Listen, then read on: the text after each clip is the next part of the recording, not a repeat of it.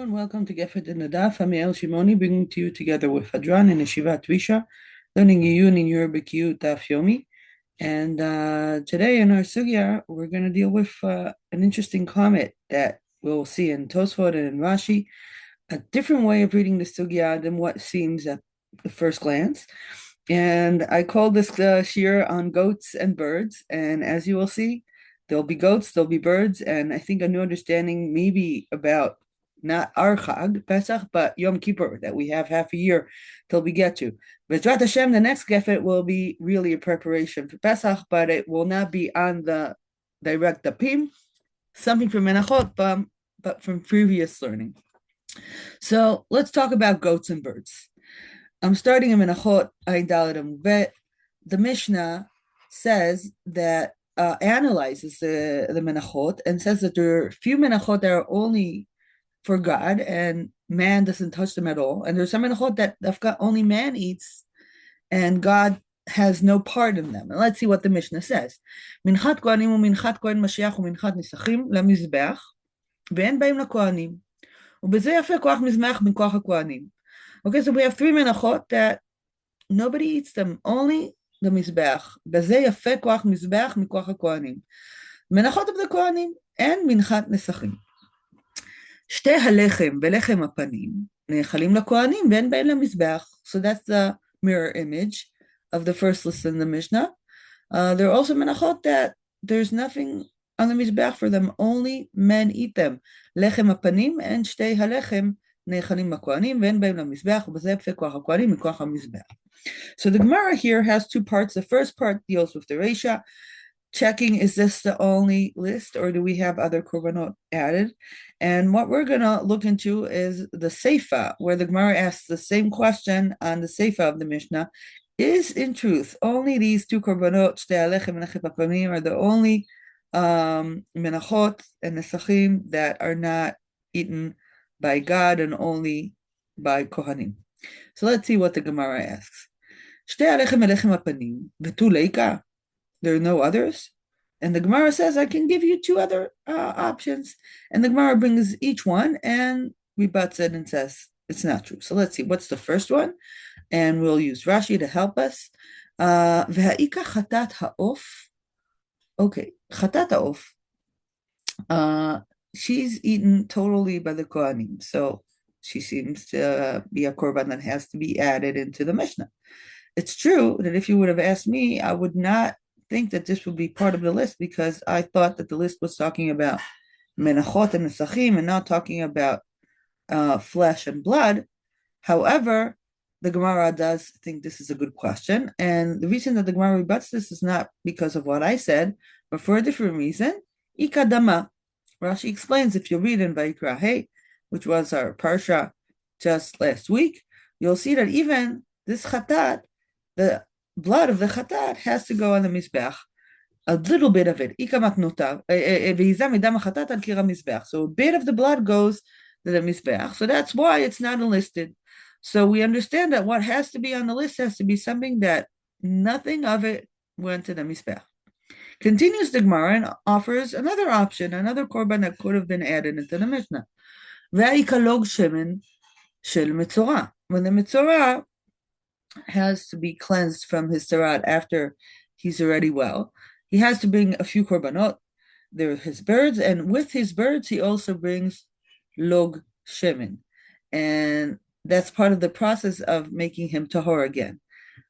So the Gemara asks here, this log shemen is used totally by the Kohanim. It's given to the Kohanim. Why isn't it listed in the Mishnah? And this is a better question, because the Mishnah spoke about minchat nesachim, and at least log shemen is closer to menachot than what we have with the chatat.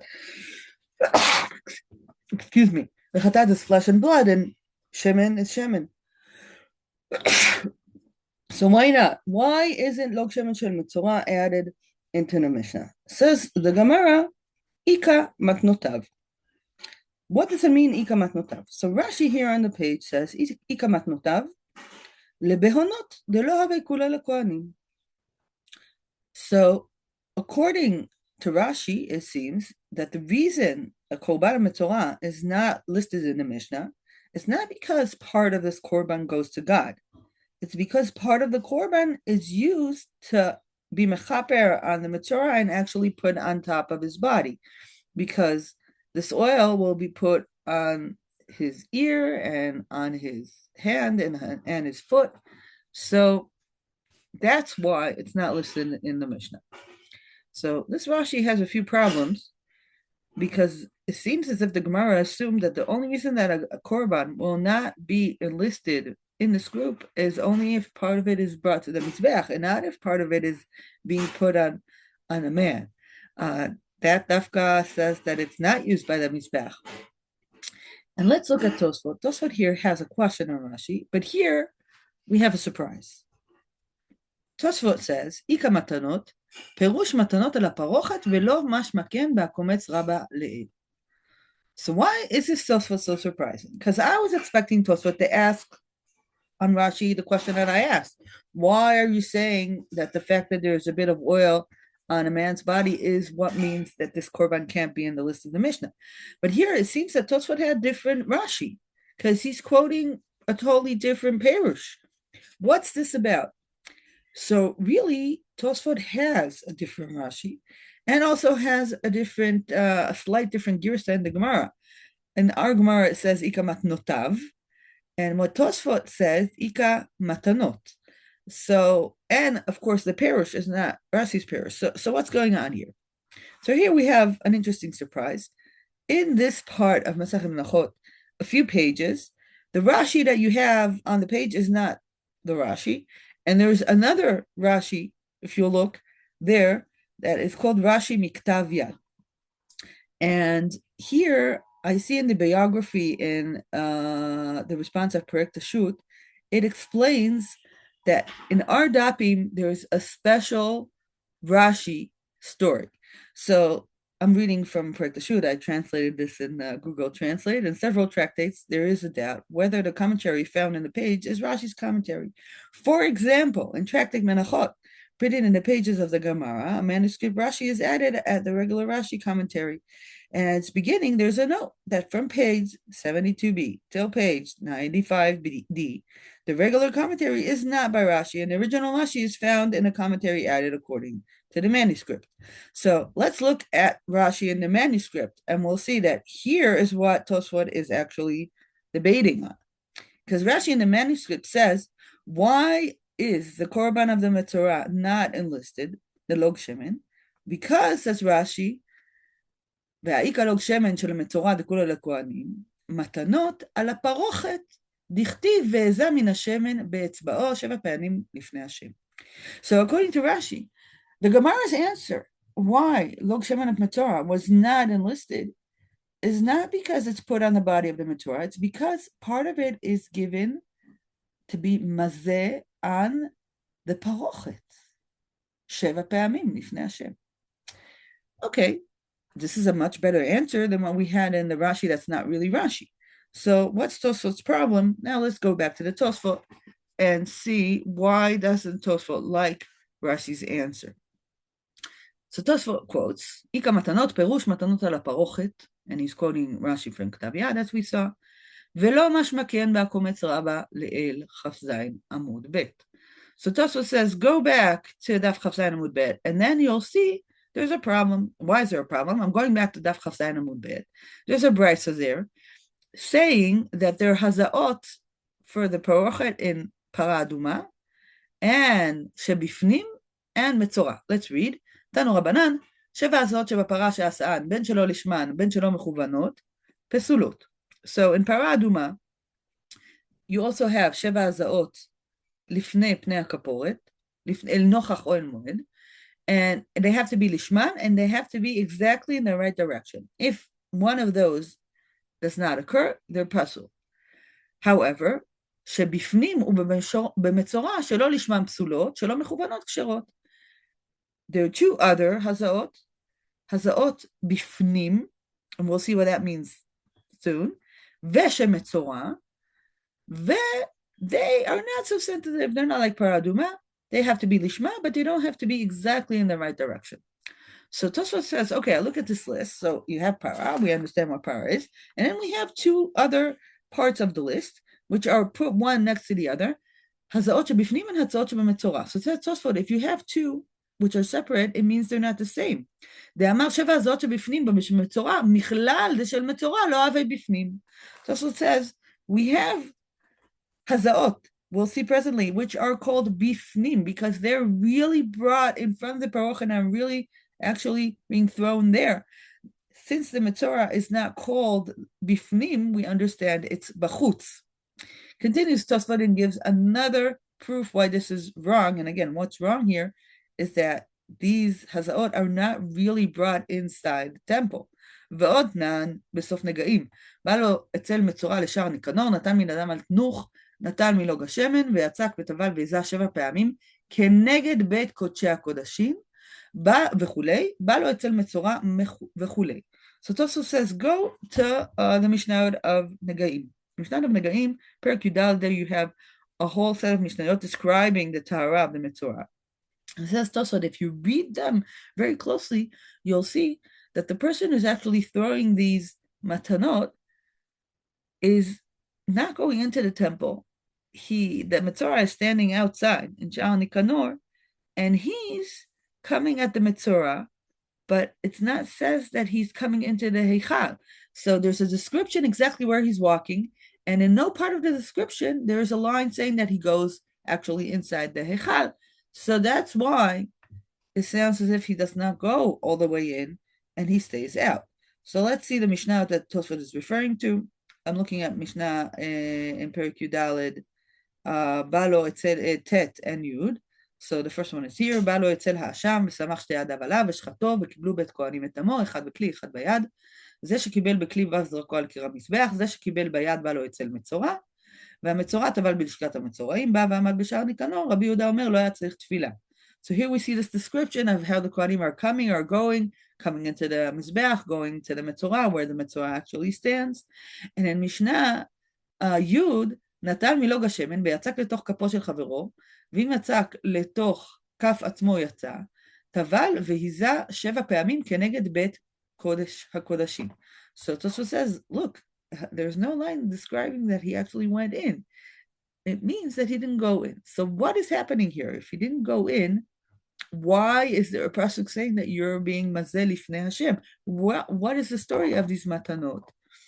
So let's open the Rashi Mishans, which is one of the Baalei Tosafot that writes on the Mishnah of Negaim. And he also says similar things to the Tosafot, but adds a little bit so we can understand more what exactly is Tosafot saying here.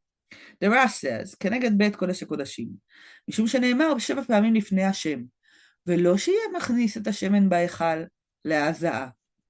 Okay, so here the Rashi Shans is saying exactly like the Tosfot. He says, read the Mishnah. The Mishnah says, ויזה 7 פעמים כנגד בית קודש הקודשים. You might think accidentally that it's saying that he's actually walking in to the Kodesh and throwing on the parochet. No, he's staying on the outside. לא שיהיה מכניס את השמן בהיכל להזעה כנגד הפרוכת, דעה לא כתיב הביא את השמן אלוהים למועד, כדי השכחן בהזעות הפנימיות. So that's exactly what Tosfot says. It's not written, so therefore he didn't walk in. ועוד תניא בא קומץ רבה, the same raya that the Tosfot had, the first one, ושבפנים ושבמצורה שלא לשמם פסולות, שלא מכוונות כשרות, משמע דמצורה לאו בפנים נינהו, אלא באזהרה היה עומד, והופך פניו לצד בית קודש הקודשים, ומזה על קרקע האזהרה. So says the Rashi says, okay, if I say that he's not going in, what is he doing exactly with this oil? And he explains, the Kohen, after he took the oil from the Mitahel, he stands outside in the Azara. He doesn't walk in to the Heichal. And there, he throws a bit of oil on the floor of the Azara in the direction of Beit Kodesh HaKodashim. Okay, so it seems very clear that it's not that Baalei Tosafot and Rashi say that there's no connection between Kodesh HaKodashim to the Kapara of the Metzora, right? Because it's written in the Mishnah, Biza Sheva Panim Keneged Beit Kodesh HaKodashim. The only claim is, don't be mistaken to think that this oil actually went all the way in. It's only thrown in a direction. Continues the Rush and says, והדתניא בתוספתא היה מערה מן הלוג ויוצא אל המצורע, קרא ליציאה מה שהיה הולך לצד חוץ. So the Rash says there is another place where you might have been mistaken to think that he's actually walking in. Because if you read the Tosefta, there it says that the Kohen goes out and brings it back to the metzora. So if he goes out, it sounds as if he was inside. So the Rash says, no. That's also a mistake. Meaning that he's going outside because relatively to where the Kohen is standing, the metzora is standing outside because he's in Shar Nikanor. But it's not that he actually walked all the way in. I think when we read Tosfot and Rashi Mishans, we understand something very interesting. That Dafka the Mishnayot and the Tosefta create an impression that you are walking all the way into the Heichal. And what Tosfot and the Rashi Mishans, which is also one of the Balat Tosfot, say is don't be mistaken to think that it's the same thing like Hazot Shebifnim. It's very close, it's very similar, and they're actually making us hear how the Mishnah actually connected the two, and that's why it's so important for them to say that there's a slight difference. That even though they're both in the same direction, Hazot Shebifnim go all the way in, Hazot of Metzora are still done in the same direction, but only from the outside. But again, it's clear that the Mishnah created a very strong connection in the way it wrote itself. So we will almost make a mistake that the Hazot of the Metzora are exactly like the Hazot Shebifnim. So what's this? Why is this so important? How does this help us read the Gemara? So let's go back to the Gemara and remember what the Gemara's issue was. The Gemara says, the Mishnah listed two matanot, two menachot that are eaten only by the Kohanim. Why is it also adding the log shemen of the metzora? And the answer is v'ika matanot. And now we understand that Rashi and Tosfot all thought that matanot are those throwings of the oil on the floor of the azara. So there is a very important question here that the Rashba asks on the Gemara. ויקה לוג שמן שמצורע. יש להקשות, והיודע נותן ממנו מתנות, ואם כן לא היו כולו לכהנים. The Rashba says, I don't understand. This is a very strange question that the Gemara is asking. It's not as if the Gemara didn't know Torah or Mishnah. Doesn't the Gemara know that there are matanot of shemen? Why was there bichlal hava amina to say that the korban of the metzora is actually part of the list in the Mishnah? And says the Rashba, ויש לתרץ, לסלקא דעתך, שמה שנתן ממנו היה צורך של, and there is a hole here in the Rashba, I'm adding the whole צורך של הדיוט, צורך של מצורע, אם כן, הווה כולו לכהנים, כיוון שמה שנתן ממנו לא היה לגבוה, כי אם נעזעות לא חשיב לו גבוה, כיוון שלא היה נותנם על גבי המזבח או על מקום מתנות. So explains the Rashba. What is the Hava Amina of the Gemara? It's true the Gemara knew, of course it knew, that part of the Log Shemen is also thrown. So why did it think that this is qualifying as something that goes all the way to the Kohanim? So explains the Rashba. What the Gemara thought was that since these are not put on the Mizbeach itself, and they're actually not given to God, because they're thrown outside. So it's not given to God, it is given to man. And what the Mishnah is talking about, it's talking about something that's not necessarily given only to the Kohanim, something that is not given to God and given totally to man. So if that's the story, and we have these throwings of the oil, but it's not given to God, that would have qualified to the list. So what's the maskana?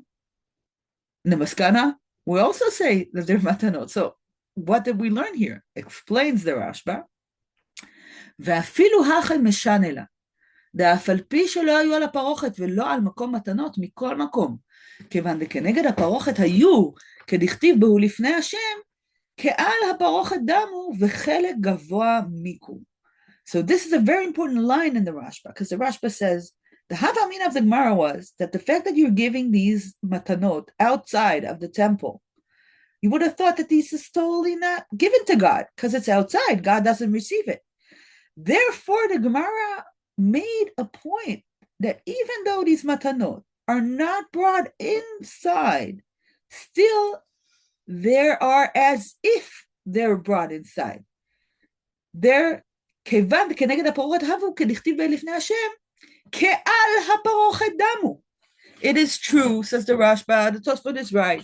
Nobody walks inside and puts these matanot on the parochet, but it is as if it was given. So what do we receive from the Rashba? That it's true that Tosfot told Rashi, what are you saying? Why are you saying that this is on the parochet? Explains the Rashba. Rashi had to say that. Why? Because that's the point of the sugya. The sugya wants to tell you that you might think that these hazot of the metzora are not brought all the way in. So the Gemara is teaching you that even though they're put outside, is as if they were brought all the way in. So the maskana of the Gemara, I think, up till now, if we were reading it carefully with Rashi and Tosfot and Rashba, is that there is a connection between the blood of matanot shebaot lifnim and the hazaot of the log shemen of the metzora, a real connection. So what is the connection and who are we connecting who to? So we understand when we're talking about the oil of the metzora. What is the hazaot shebifnim? So what blood is brought inside? So there are two bloods that are brought inside in Yom Kippurim, the blood of the bull and the blood of the goat. And what I want to see with you is, let's look at these two bloods and these two descriptions of what is actually brought inside the temple once a year. And we'll try to understand which of these bloods is the one that the Mishnah is connecting between that and the oil of the metzora. So I'm reading the Mishnah in Yom Perek Hey, Mishnah Gimel Daled, Natal et Adam, and this is the blood of the bull. That's just written previously, and I didn't want to bring you the entire Mishnah, but it's describing the blood of the bull. נתן את הדם ממי שהיה ממרס בו, נכנס למקום שנכנס, עמד במקום שעמד, יזע ממנו אחד למעלה ושבע למטה, ולא היה מתכוון לעזות לא למעלה ולא למטה, אלא כמצליף, וכך היה מונה אחת ואחת, אחת ושתיים, אחת ושלוש, אחת וארבע, אחת וחמש, אחת ושש, אחת ושבע, יצא והניחו על כאן הזהב שבהיכל. This we read in עבודת יום הכיפורים of כהן גדול, in shiur, on Musaf of Yom Kippur. Reading the next Mishnah, הביאו לו את השעיר שחתו, וקיבל במזרק את דמו, נכנס למקום שנכנס, עמד במקום שעמד, יזע ממנו, in similar description, and describes the Mishnah at the end, וכך היה מונה וכולי, נטל דם השעיר, הניח דם הפר, יזע ממנו על הפרוכת שכנגד הארון מבחוץ, אחת למעלה ושבע למטה, וכולי, יירה דם הפר לתוך דם השעיר, ונתן את המלא ברקן. So here we see that these are two bloods. Both of them are brought into Kodesh HaKodashim, each one on its own, and also at the end mixed up. One is the blood of the bull, that is the chatat that Aaron brings in the name of the Am, but also Dam HaSeir. Who's the Seir? Who's the goat? So we know that in Yom Kippurim we have a very special korban, the korban of the two goats that are brought and are actually being in a hagrala. There's a gural to decide which one of them will be shacht and his blood will be brought into Kodesh HaKodashim, what's described here, and which one will be sent out to be the Sa'ir LaAzazel, the Midbar. So these are two siri. And my question is, when the Gemara made this connection between the blood of the birds, the blood of the animals and the log shemen of the metzora, which blood did it connect to? So I want to offer an idea that is also connected to the Mishnah in Negaim, because I didn't know our sugya till we learned Menachot today, and I didn't know this connection that we have here in the Gemara. But if we will read the Mishnayot of Negaim and the Mishnayot of Yoma, we will see that the Mishnah made another very clear connection between metzora and the korbanot of Yom Kippur. So this is a connection that I saw many years ago, and I found it fascinating. That's why I was so happy to read this Gemara and see another place where the Gemara connects between these two. So let's see who's connected here. In Masechet Yoma, Perek Vav, says the Mishnah, שני סירי יום הכיפורים, מצוותם שיהיה שניהם שווים במראה, בקומה ובדמים. The two goats of Yom Kippurim, their mitzvah is that they'll be similar, that they'll look the same and have the same size and have the same price. ובלקיחתם כאחד, they should be taken together. So that's mitzvah, but it's not liikuva. ואף על פי שאין שווים כשרים. Even if you didn't find two goats that are exactly identical, it's still kosher. But lechatchila, you want them to be mamash the same. And then the Gemara says, what happens if you took two, one of them died today, and then do you have to take another one? There's a whole description. And at the end, Rabbi Yehuda says, nishpach adam, yamut hamishtalech, met hamishtalech yishapech adam. I don't want to go into the dinim, I just want you to listen to the music of the Mishnah, because now I'm going to read Mishnah Masechet Negaim Perek Yud Alad Mishnah Hey. And I think if you read them one next to the other, they sound mamash exactly the same. The first is talking about goats, but the second is talking about birds. שתי ציפורים, מצוותם שיהיו שוות במראה, ובקומה, ובדמים, ולקיחתם כאחת, אף על פי שאינם שוות, כשרות. This is mamash the same. When the metzora has to take two birds for his kapara, so lechatchila, there's a mitzvah that they be the same in the way they look, in their size, and in their price, and to be taken as one. But if you can't do it, it's still kosher. That's mamash the same language that is used to the sirim, and also the same situations are described. לקח אחד היום ואחד למחר, כשרות, שחת אחד מהם, נמצא שלא דרור, ייקח זוג לראשונה, שנייה מותרת באכילה. And the end of the Mishnah, נשפך אדם, תמות המשתלחת, מתה המשתלחת, ישפך אדם. It's mamash the same as נשפך אדם ממות המשתלח, מת המשתלח, ישפך אדם.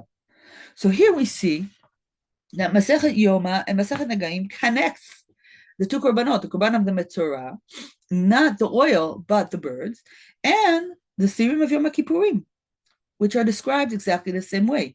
In our Gemara, the connection was between the oil of the metzora and the blood that is flown inside. And what I want to say is that I think the Gemara here is actually pointing the blood of the sa'ir and not the blood of the par, because that's the connection between these two korbanot of Yom Kippur and metzora. Metzora is connected to the korban of the seirim, not the korban of the par, which is a regular korban, the korban of the sa'ir, which is a very, very strange korban, and we actually have another korban that's very similar to it, the korban of the metzora. So if you look at this more closely, you'll see that also in Parshanei HaTorah, they connected between the Seirim and the Tziporim, between the goats and the birds. If we look to the description of the Korban of the Metzora, so we have the oil, we have the birds, and also we have other elements there, because when you take the birds, you shecht one and put the blood on water, Maim Chaim, El Keli, and then you have to add Etz Erez V'Sheni Tolat, and then you take the live bird and you put it inside this mixture, and then you let it out to go al pnei hasadeh.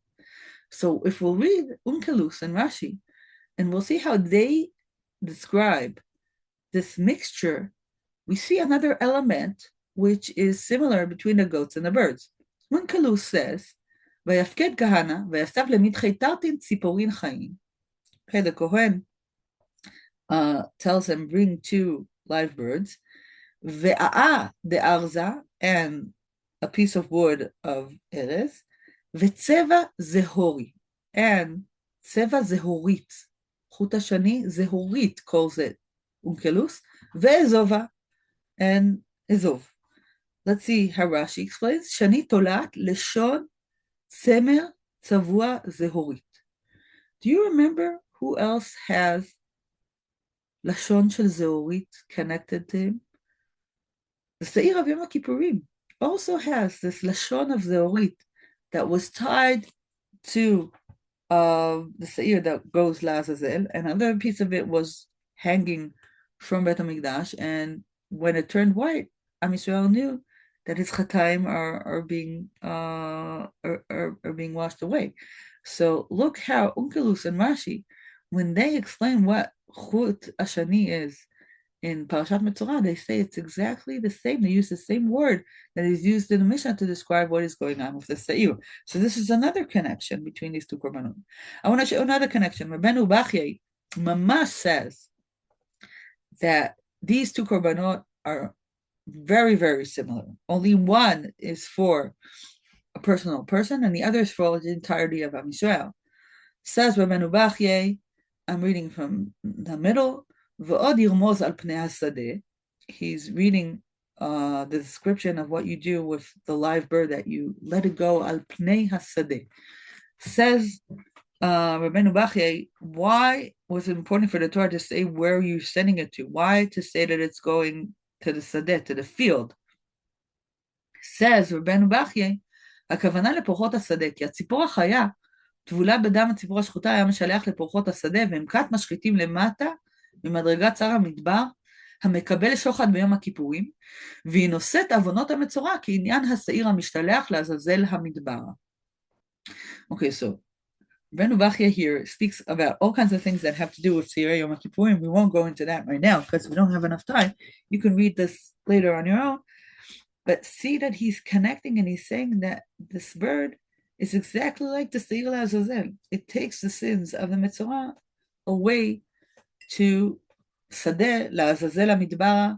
Only this is for one man, and Yom Kippurim is for the whole of Knesset Israel. So what we saw here is a lot of connections. Wait, let me sum up.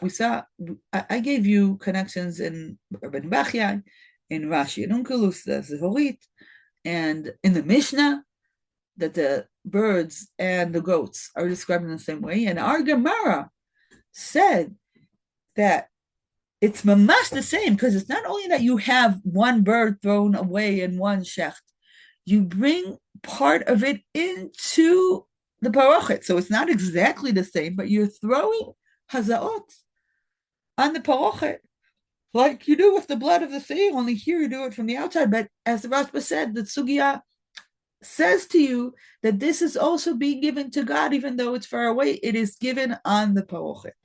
So our sugya, I think, really tied these two korbanot very, very, very strongly together, making this very obvious that there's a very strong connection between them. So now let's go back to Sefer Vayikra that we just started, and look that these two korbanot are actually brought in succession, one after the other. The first in Parashat Metzora, in the beginning of Parashat Metzora, are the story of the birds, and in the next Parashat Acharei Mot, the beginning, there's a description of Seirei Yom Kippurim. Now, because we start a new Parsha, we forget the line, and we don't notice it when we read in the Torah. So the Mishnah and the Gemara helps us notice, and the Parshanim, that these are actually two korbanot, only the same, only one on a smaller scale, which is the korbanot metzora, and the other on a bigger scale. And that's how the Torah teaches us. First, the small scale of korban metzora, and then goes further to teach us on korbanot and Yom Kippurim. And here, I want to try to offer an idea. I don't know if it's true, but a deeper understanding, an offering of an understanding to what are these korbanot about. So let's go into the structure of the book of Vayikra.